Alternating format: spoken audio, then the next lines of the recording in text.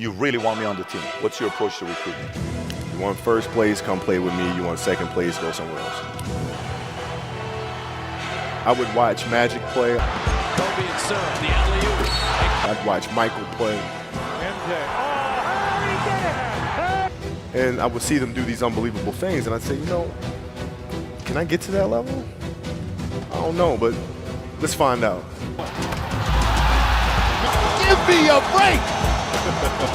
Welcome to the circus. And the only play, Kevin, I've seen him do that a lot. With the reverse. 2.5 seconds left. And the Lakers have taken a 2-0 lead in the best of 7.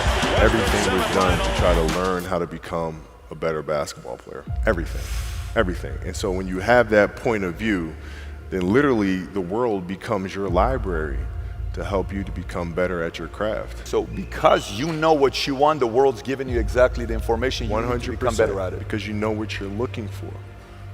Yeah. So many guys tell stories about your work ethic. Yeah. What was really your work ethic like, and for how long did you stay disciplined? Well, I mean, every day. I mean, since 20 years. It was an everyday process and trying to figure out strengths and weaknesses. For example, jumping ability. Now, my vertical was a 40, it wasn't a 46 or a 45. My hands are big, but they're not massive. Right? So you got to figure out ways to strengthen them so your hands are strong enough to be able to palm a ball and do the things that you need to do. Quickness, I was quick, but not insanely quick. I was fast, but not ridiculously fast. Right? So I had to rely on skill a lot more. I had to rely on angles a lot more. I had to study the game a lot more. And but I enjoyed it though. So like from the time I can remember when I started watching the game, I studied the game, and it just never changed. It's a good separation for me, emotionally, to be able to put myself in a place where at practice or when I'm training or during games, I switch my mind to something else. I switch my mode into something else, right? For me, it's the equivalent of Maximus, Decimus, Meridius, and Gladiator picking up the dirt, smelling the dirt. It's go time. Right? So that was my mental switch. It was like an actor getting ready for a film. You got to put yourself in that cage. When you're in that cage, you are that character. And then when you leave there, it's something completely different. But when I'm in that cage, bro, don't fucking touch me. Don't talk to me.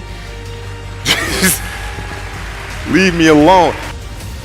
How did you get mentally and emotionally so strong where it doesn't bother you? Well, you got to look at the reality of the situation. Like for me, it's not, you kind of got to get over yourself.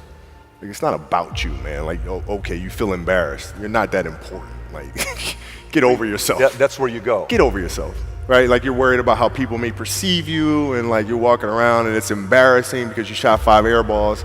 Get over yourself, right? And then after that, it's okay, well, why did those air balls happen? Got it.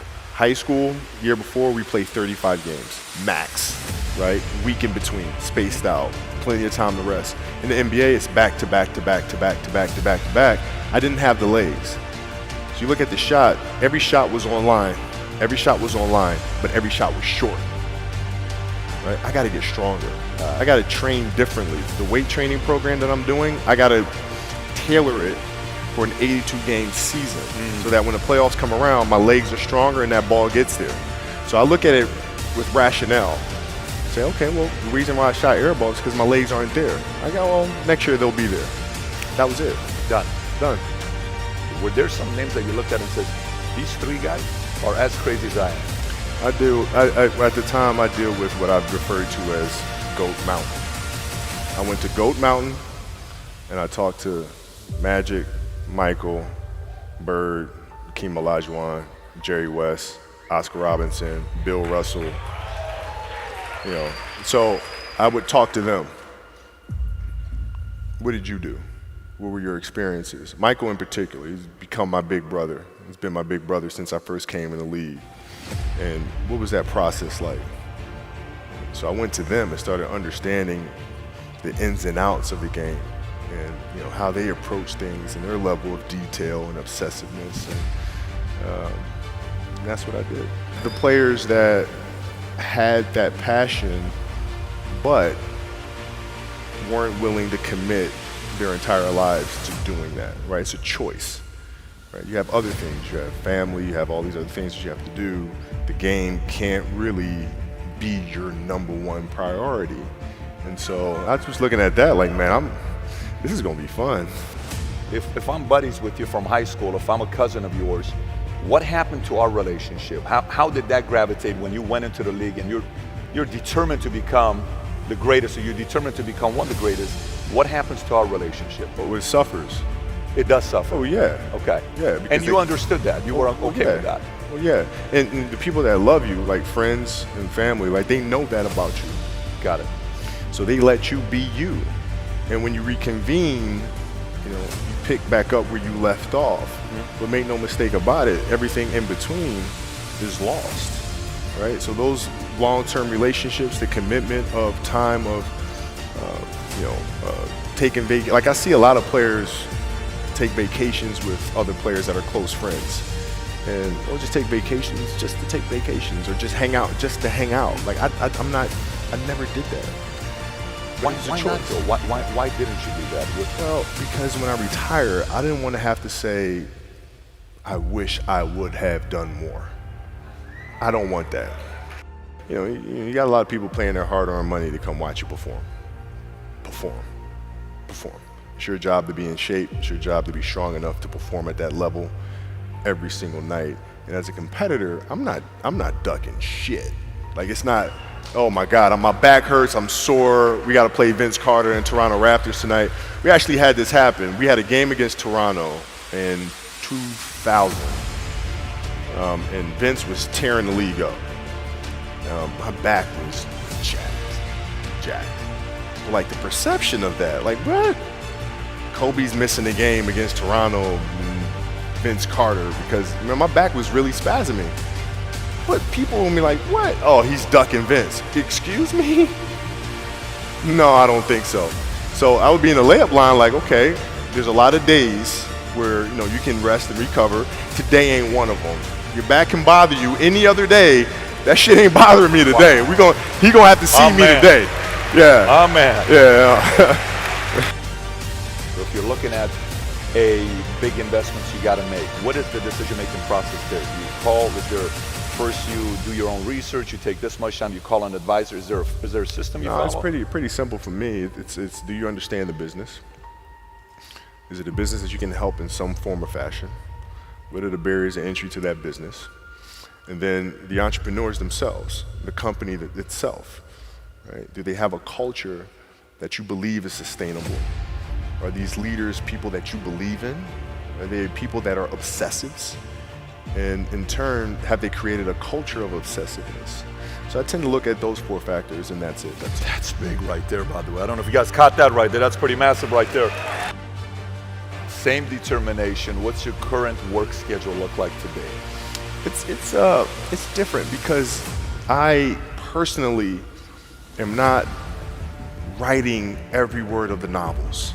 I am not animating the films.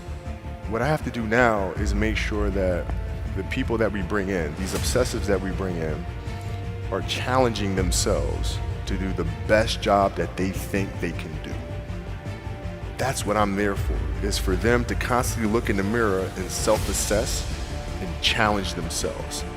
If we have a project and you're saying, okay, I can do that, that's not the project we want. The projects that say, I don't know if I can animate that. I don't know how to write that story. I don't know how to do that. Those are the things we want, because through that curiosity, you'll reach a level that you didn't think was possible. And so running the studio, that's what I'm doing. You're playing against the Golden State Warriors. Score is 107-109.